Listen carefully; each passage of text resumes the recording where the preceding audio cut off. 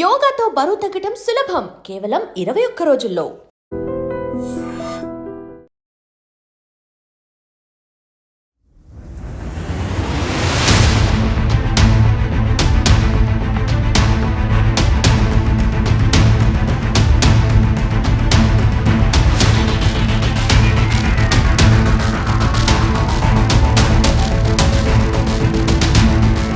అత్యంత దారుణమైన ఘటన, ఘోరమైన విషాదం.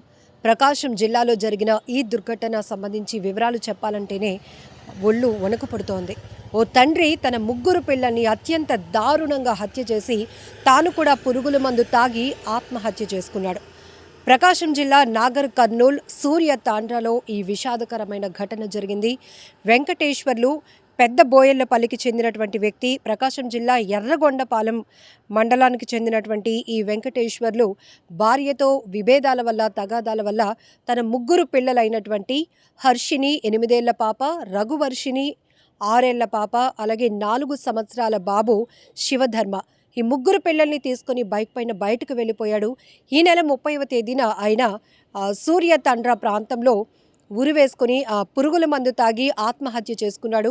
అయితే అతను ఆత్మహత్య చేసుకున్న సంఘటన తర్వాత ముగ్గురు పిల్లలు ఇప్పటికీ కూడా కనిపించకుండా పోయినప్పటికీ పోలీసులు తమదైన కోణంలో కేసు దర్యాప్తులో భాగంగా వెతుకులాట ప్రారంభించారు. అయితే ఈ వెంకటేశ్వర్లు ఎక్కడైతే ఆత్మహత్య చేసుకున్నటువంటి ఆ ఘటన ప్రాంతం ఉందో అక్కడికి సమీపంలోనే అత్యంత దారుణాతి దారుణమైన స్థితిలో పిల్లల మృతదేహాలు కనిపించాయి. పెట్రోల్ పోసి తగలబెట్టి కనీసం గుర్తు కూడా పట్టనటువంటి స్థితిలో ఆ పిల్లల మృతదేహాలు చూసిన వెంటనే పోలీసులు కూడా చలించిపోయినటువంటి ఘటన. ఏం జరుగుతోందో అసలు మనుషులకి ఈ మధ్యకాలంలో వాళ్ళకు ఉన్నటువంటి స్ట్రెస్, బాధలో, కష్టాలు పిల్లల మీద రుద్దుతున్నారు.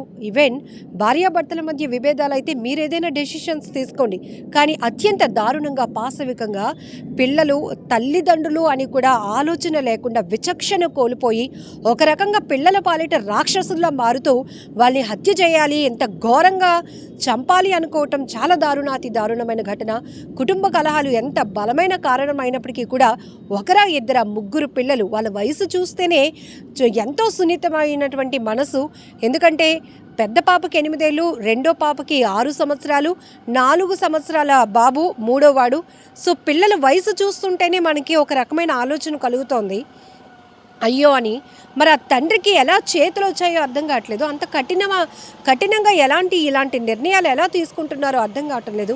ఎంత పగడ్బందీగా అంటే భార్యాభర్తలు గొడవ పడిన తర్వాత పిల్లలు ఏదో బయటకు తీసుకెళ్ళిపోతున్నారు, నాన్నతోనే కదా వెళ్తున్నాము అనే ఆలోచన వాళ్ళకు ఉంది. కానీ ఇలా నాన్న మమ్మల్ని చంపడానికి తీసుకెళ్తున్నాడు అని కనీసం వాళ్ళు ఆలోచించే వయసు కూడా కాదు.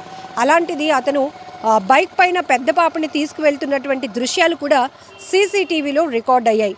మిగతా పిల్లల పరిస్థితి ఏంటి అనే కోణంలో కూడా పోలీసులు అనేక రకాలుగా వాళ్ళ కోసం విచారణ కొనసాగించాల్సి వచ్చింది.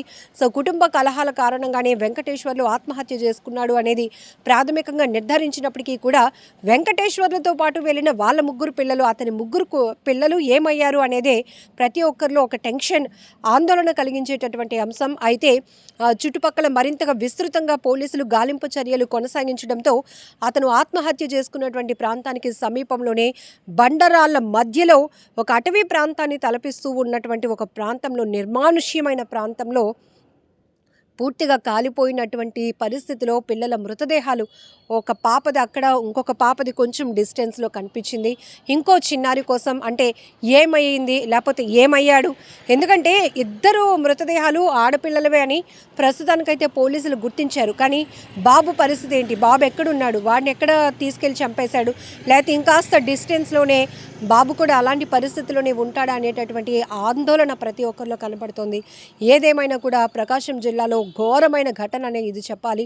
ఎందుకంటే తల్లిదండ్రులు అప్పుల బాధలు భరించలేకో, లేకపోతే వివాహేతర సంబంధాల వల్ల, లేకపోతే ఆర్థికపరమైన సంబంధాల వల్ల, కుటుంబాల మధ్య విభేదాల వల్ల, కారణం ఏదైనా కావచ్చు, వాళ్ళ కక్షలు పగలు పిల్లల మీద తీర్చుకోవటానికి ప్రయత్నం చేస్తున్నారు. చూడండి, ఇది చాలా దారుణాతి దారుణం.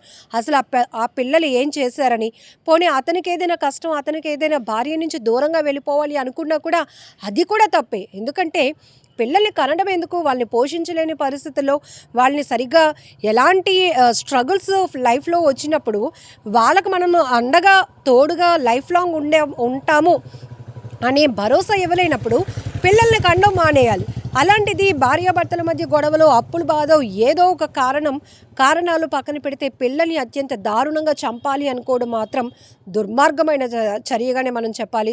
ఇక్కడ ముగ్గురు పిల్లని అత్యంత దారుణంగా పెట్రోల్ పోసి, అది కూడా ఏ పగ వల్లో ఎవడో చేశాడో అనుకుంటే వేరే విషయం, కన్న తండ్రే కన్న బిడ్డల్ని అలా పెట్రోల్ పోసేసి గుర్తుపట్టలేనంత స్థితిలో ఆ పిల్లల మృతదేహాలు కనిపిస్తున్న తీరే గుండెలు అదిరిపోయేలా చేస్తున్న, ప్రతి ఒక్కరిని చలించిపోతున్న విధంగా చేస్తున్నటువంటి దృశ్యాలు ఇవి. చాలా ఘోరం. ఒకరు కాదు, ఇద్దరు కాదు, ముగ్గురు పిల్లల్ని అతను అలా చంపేసి ఆత్మహత్య చేసుకోవాలి అనుకున్నాడు. అంటే పనిష్మెంట్ ఆయన ఎవరికి ఇవ్వాలి అనుకున్నాడు?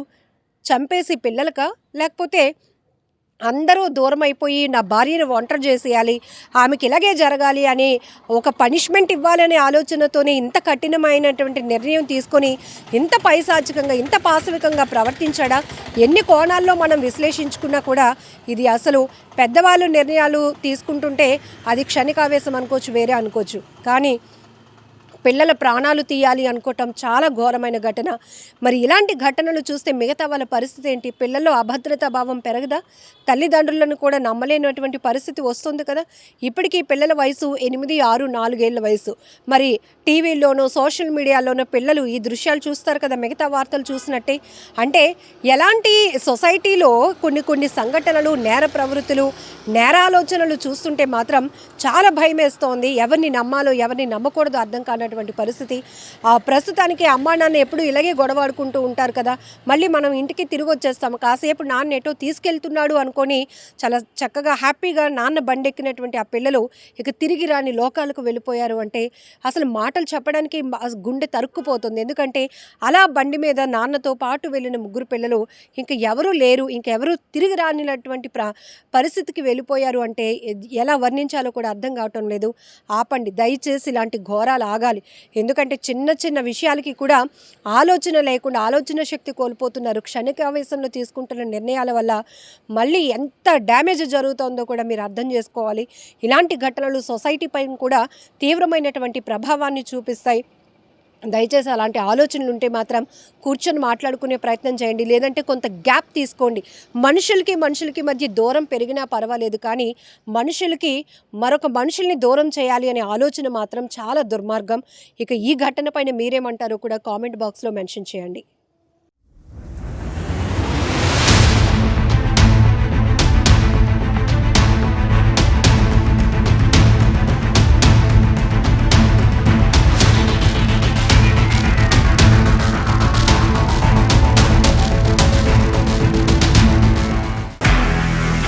నిజంగా ప్రస్తుతం ఉన్నటువంటి సమాజం దేనికి ప్రయారిటీ ఇస్తుంది?